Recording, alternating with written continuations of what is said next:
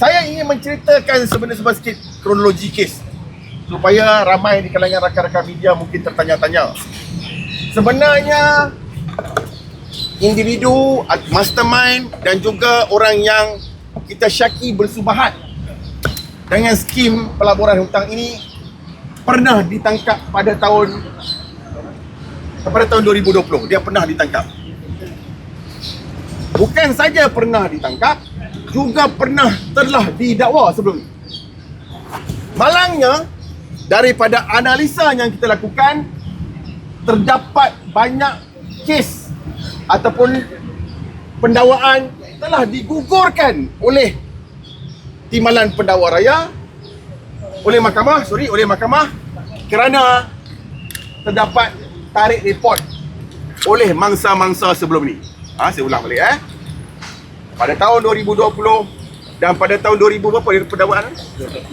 2021, 22, 2023 telah ada pendakwaan. Pendakwaan telah berlaku di beberapa mahkamah, di antaranya di Bentong, di Balik Pulau, Shah Alam, Georgetown, Shah Alam. Tetapi kita dapati bahawa wujud trend DNAA, dismiss not amount to equate, yang mana pengadu-pengadu yang sebelum ini telah melakukan tarik report, yang menyebabkan kes ini terdapat kes-kes yang telah digugurkan. Dan kita dapati bahawa terdapat hanya baki beberapa kes lagi yang kita percaya akan digugurkan disebabkan oleh mangsa-mangsa sebelum ini telah melakukan tarik report. Sebab itulah kita hadir hari ini bersama dengan mangsa-mangsa yang komited menawarkan diri kepada agensi penguatkuasaan untuk menjadi saksi kes jika pihak Jabatan Peguam Negara ingin membuat sebarang pendakwaan. Kita mahu bahawa individu yang telah menyebabkan berlakunya kerugian dan kita syaki menipu dan memperdaya ini seharusnya didakwa di bawah Seksyen 420 jenayah tipu dan juga didakwa di bawah Seksyen 137-1 kerana memungut deposit secara haram.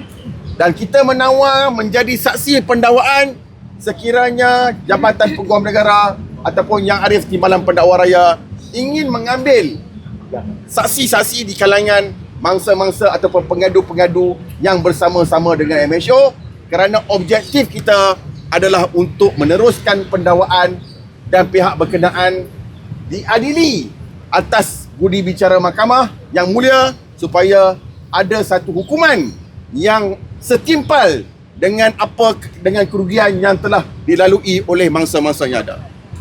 Untuk itu kita terpaksa meneruskan lagi aduan kita kerana aduan-aduan yang sebelum ini kita percaya bakal di DNAA dan kita mengharapkan kepada agensi siasatan untuk tidak merujuk kes-kes terdahulu, bahkan menggunakan kes-kes aduan-aduan yang dibawa oleh mangsa-mangsa yang baru ini supaya siasatan dapat dilakukan, supaya pendakwaan dapat dilakukan. Untuk kes kali ini di bawah Seksyen 137-1 illegal taking deposit ataupun memungut deposit secara haram. Jadi oleh itu hari ini kita bersama dengan hampir 87 mangsa-mangsa yang komited hadir ke Bank Negara Malaysia bahagian aduan, ingin merayu kepada Bank Negara dengan membawa surat aduan masing-masing, ingin meminta kepada Bank Negara untuk melakukan siasatan yang lengkap dan menyeluruh, dan siasatan ini harus diserahkan kepada Yang Arif Jabatan Peguam Negara supaya satu pendakwaan dapat dilakukan kepada mastermind dan dalang ataupun mereka yang bersubahat dalam kesalahan-kesalahan yang kita syaki sebagai kesalahan jenayah. Assalamualaikum warahmatullahi wabarakatuh. Selamat sejahtera. Saya Muhammad, berumur 55 tahun, berasal dari Kuala Lumpur. Saya adalah salah seorang mangsa yang komited untuk membawa kes ini ke keadilan. Jadi sememangnya saya dan rakan-rakan lain memang telah ditipu dan diperdaya dengan berbagai-bagai taktik oleh pihak syarikat.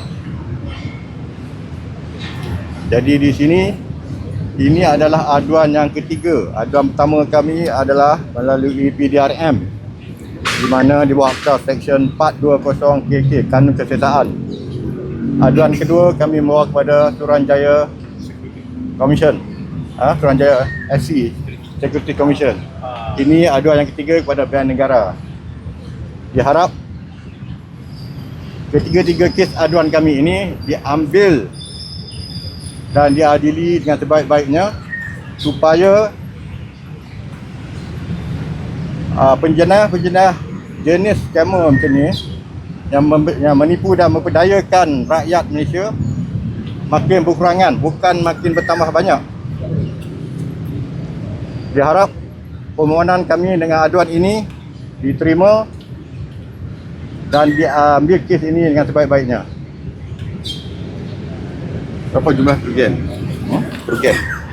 Jumlah kerugian yang dipersetujui bersama dengan pihak syarikat lebih kurang 3-4 juta. Tetapi mengikut kontrak-kontrak perjanjian, ada yang mereka manipulasikan dan memperdayakan mangsa-mangsa kerana ramai yang tidak memahami tentang clause-clause dalam perjanjian. Tetapi telah diberitakan, dinyatakan secara lafazan berdepan bahawa semua itu tak ada masalah. Semua hanyalah untuk protect kami. Tapi akhirnya setelah 5 tahun, inilah jadinya paksa membuat aduan dan laporan polis. Okay, terima kasih.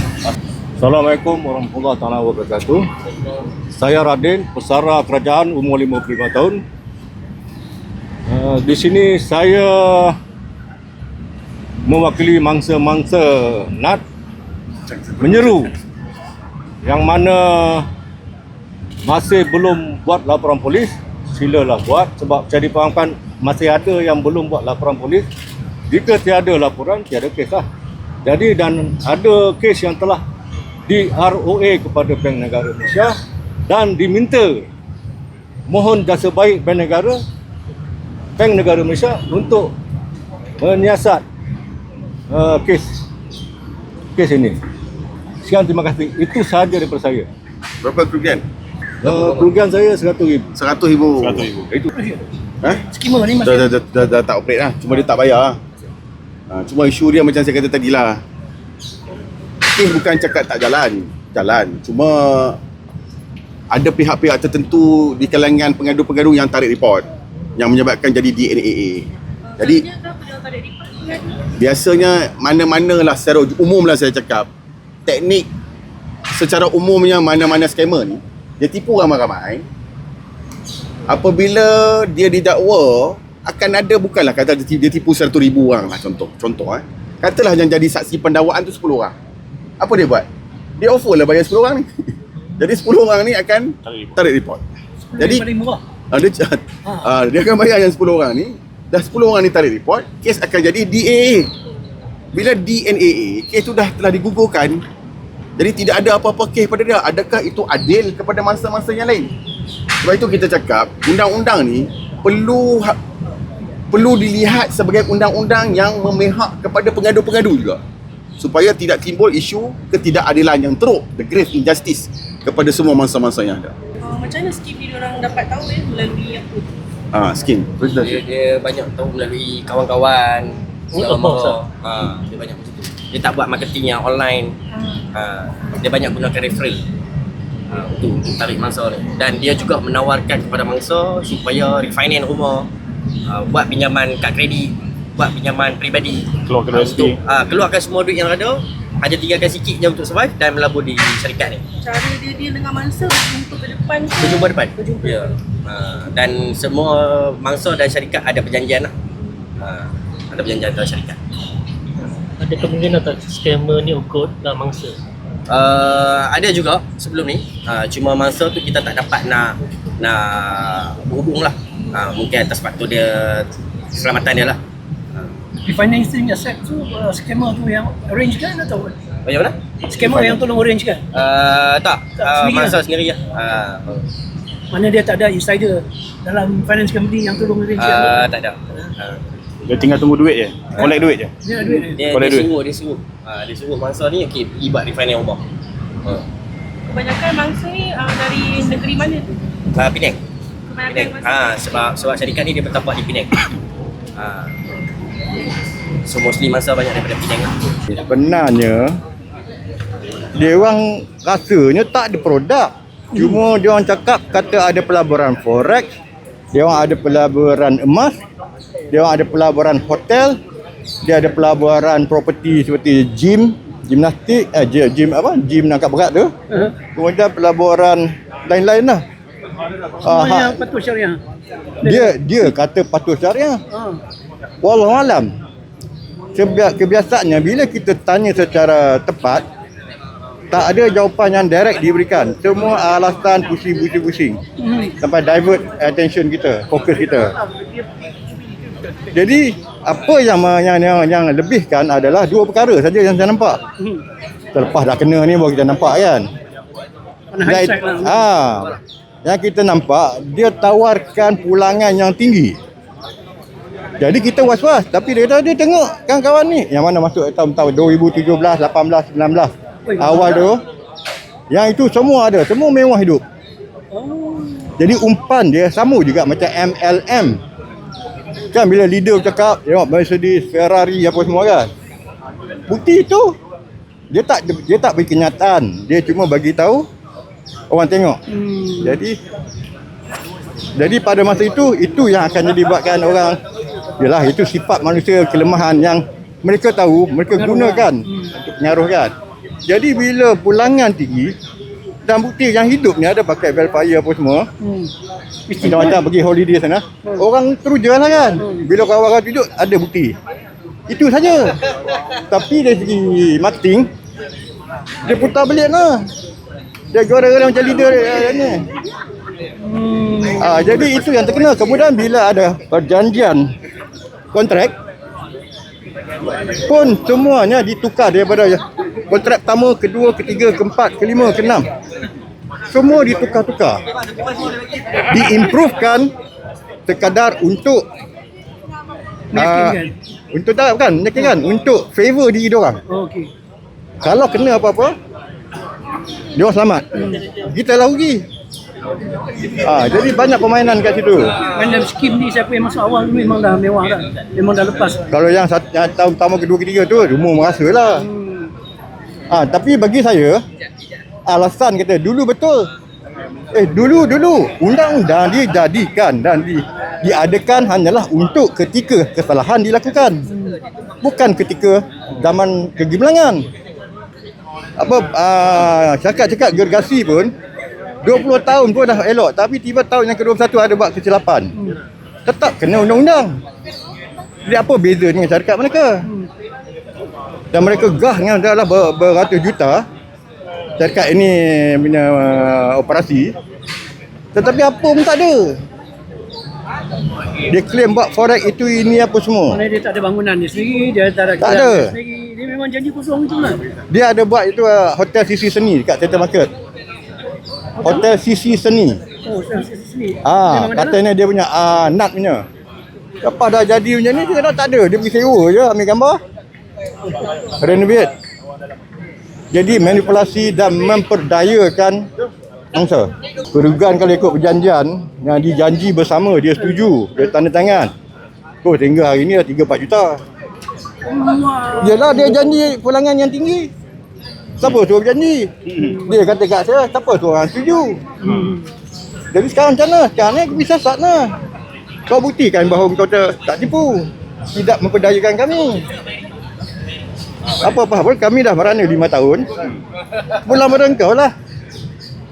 Kan? Jangan salahkan kami pula. Saya 75,000 bagi yang dia bagi saya, bukan melabur, saya bagi pinjam kat dia orang. Dia bagi pinjam Saya bagi pinjam duit kepada pada syarikat ni. macam mana bagi pinjam pula? Tak faham. Sebab dalam agreement tu saya sebagai lender, depa borrower. Okey. Jadi itu bab pelaburan tu ikut depa punya side lah. Dia ikat janji tu mana loan agreement. Loan agreement yang dibuktikan kata yang kata dah sah apa malai lawyer dia orang lah. Okay, kalau dia apa-apa boleh dibawa ke tengah. Janji bayar berapa ni? Dia ada 2 agreement. Satu dia 10%, satu lagi 50%. 10% sebulan. 10% tiap bulan. Itu mula-mula sekali saya bagi pinjam 50,000. Jadi tiap bulan saya akan dapat 5,000. Ada dapat tak? Saya beberapa kali saja, lepas tu masuk bulan yang ke-6 ambil. Yang lagi satu punya 25,000, tapi dia bagi quarterly 50%. Jadi out of 25k dia bagi 14,000, lebih kurang setengah pada 25,000 tu. Saya cuma dapat sekali ya.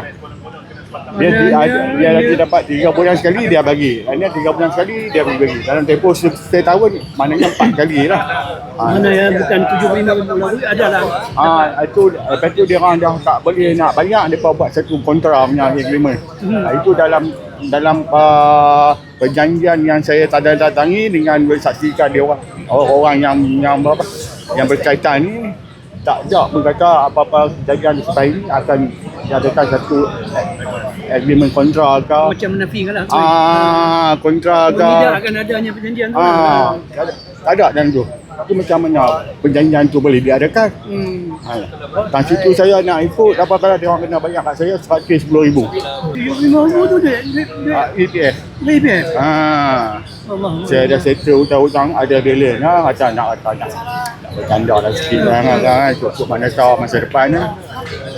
So, melalui broker, agent yang duduk sekampung dengan saya, kawannya lah. Bila dah jadi macam ni, jumpa macam ni. Putih kawan ni.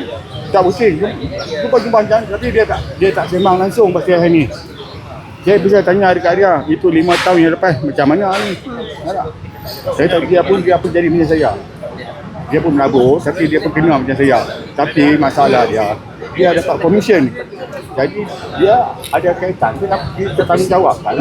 Pasal apa dalam agreement tu, nama dia ada. Abang pula ada downline bawah pula? Tak ada. Nasib baiklah. Dia kena bertanggungjawab pula. Maknanya, okey dia patut dipertanggungjawab pasal apa. Satu kalau dia terima komisen. Kalau kata satu orang, berapa tak tahu dah. Dengan model yang masuk macam saya ni, dia dapat. Dia dapat set. Kena tanggungjawab dah ada tengah. Dia bisa jabat saya 5 tahun yang lepas. Abang pergi buat lepas polis kalau tak apa dia. Tapi saya bagi masa 5 tahun kat dia. Nak so dia pick up balik secara waras kan.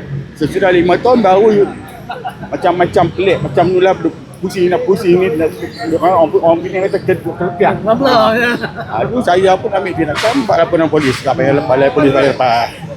Jadi tulisan dah dapat tahu lah. Aiko kata ada 420 KK. Itu nasib kan. Itu ya lah. Dia kalau jumpa dia kata apa kata ni 5 tahun saya dah bagi masa 5 tahun lah. 365 kali 5 berapa ribu hari. Bagi masa tu kata bersorang, tak kisahlah bagi kita benda yang buruk ke yang baik ke kita. Jadi yang 87 yang ada ni memang report masih duk pegang lah. Maknanya dia orang dia buat laporan polis. Mana scammer tu tak ada nak cuba nak bayar. Dia akan pujuk siapa yang paling murah lah. Ni bayar boleh. kalau dia pun nak pujuk kena bagi lawyer lah. Dia tak boleh kata seorang-seorang ni. Jadi satu salah pula pada kami. Pasal apa tak adil pada orang yang ni semua. Nak bayar semua sekali. Betul. Itu dia akan pilih lah yang 20,000, 30,000 dia akan bayar sendiri supaya rosak skim dia. Maknanya sekali tak boleh ni apa lawyer Datuk Syam dah beritahu jangan buat macam ni. Kalau dia dapati dia tahu yang terima imbuhan secara tak betul tu akan kena. Kita pasal agreement perjanjian macam tu. settlement belakang lah kan. Dah.